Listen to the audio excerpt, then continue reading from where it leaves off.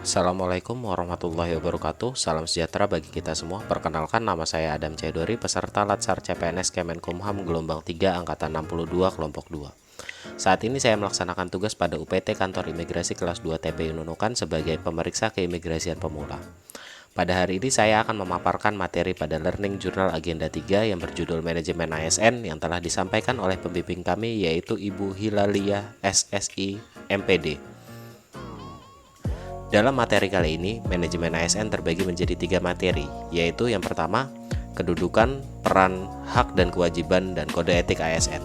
Yang kedua, konsep sistem merit dalam pengelolaan ASN. Yang ketiga, mekanisme pengelolaan ASN. Yang pertama, kedudukan peran, hak dan kewajiban, dan kode etik ASN.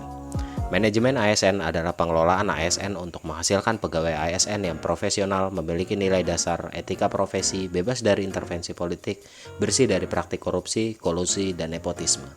Manajemen ASN lebih menekankan kepada pengaturan profesi pegawai sehingga diharapkan agar selalu tersedia sumber daya aparatur sipil negara yang unggul selaras dengan perkembangan zaman. Berdasarkan jenisnya, pegawai ASN terdiri atas A. Pegawai negeri sipil atau PNS, dan B. Pegawai pemerintah dengan perjanjian kerja atau P3K. Pegawai ASN berkedudukan sebagai aparatur negara yang menjalankan kebijakan yang ditetapkan oleh pimpinan instansi pemerintah serta harus bebas dari pengaruh dan intervensi semua golongan dan partai politik. Untuk menjalankan kedudukannya tersebut, maka pegawai ASN berfungsi sebagai berikut. Yang A adalah pelaksana kebijakan publik, B. Pelayanan publik, dan C. Perekat dan pemersatu bangsa. Agar dapat melaksanakan tugas dan tanggung jawabnya dengan baik dan dapat meningkatkan produktivitas, menjamin kesejahteraan ASN dan akuntabel, maka setiap ASN diberikan hak sesuai dengan asas proporsionalitas. ASN yang telah memperoleh hak tentu harus menjalankan kewajiban sesuai dengan tugas dan tanggung jawabnya. Sebagai profesi, ASN bekerja dengan berlandaskan pada kode etik dan kode perilaku. Kode etik dan kode perilaku ASN yang diatur dalam Undang-Undang ASN menjadi acuan bagi para ASN dalam penyelenggaraan birokrasi pemerintah dan bertujuan untuk menjaga martabat dan kehormatan ASN. Yang kedua adalah sistem merit. Penerapan sistem merit dalam pengelolaan ASN mendukung pencapaian tujuan dan sasaran organisasi serta memberikan ruang bagi transparansi, akuntabilitas, objektivitas, dan keadilan. Beberapa langkah nyata dapat dilakukan untuk menerapkan sistem ini, baik dari sisi perencanaan kebutuhan yang berupa transparansi dan jangkauan informasi kepada masyarakat maupun jaminan objektivitas dalam pelaksanaan seleksi, sehingga instansi pemerintah mendapatkan pegawai yang tepat dan berintegritas untuk mencapai visi dan misinya.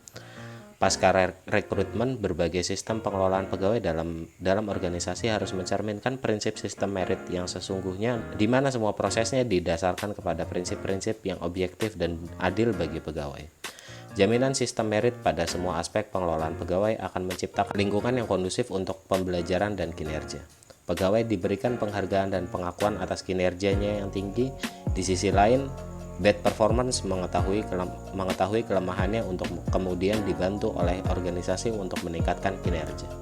Yang ketiga adalah pengelolaan ASN. Manajemen PNS meliputi penyusunan dan penetapan kebutuhan, pengadaan, pangkat dan jabatan, pengembangan karir, pola karir, promosi, mutasi, penilaian kinerja, penggajian dan tunjangan, penghargaan, disiplin, pemberhentian, jaminan pensiun, dan hari tua, dan perlindungan. Manajemen P3K meliputi penetapan kebutuhan, pengadaan, penilaian kinerja, penggajian dan tunjangan, pengembangan kompetensi, pemberian penghargaan, disiplin, pemutusan hubungan perjanjian kerja, dan perlindungan. Pegawai ASN dapat menjadi pejabat negara. Pegawai ASN dari PNS yang diangkat menjadi pejabat negara diberhentikan sementara dari jabatannya dan tidak kehilangan status sebagai PNS. Untuk menjamin efisiensi, efektivitas, dan akurasi pengambilan keputusan dalam manajemen ASN diperlukan sistem informasi ASN. Sistem informasi ASN diselenggarakan secara nasional dan terintegrasi antar instansi pemerintah. Sekian materi yang bisa saya rangkum. Terima kasih. Wassalamualaikum warahmatullahi wabarakatuh.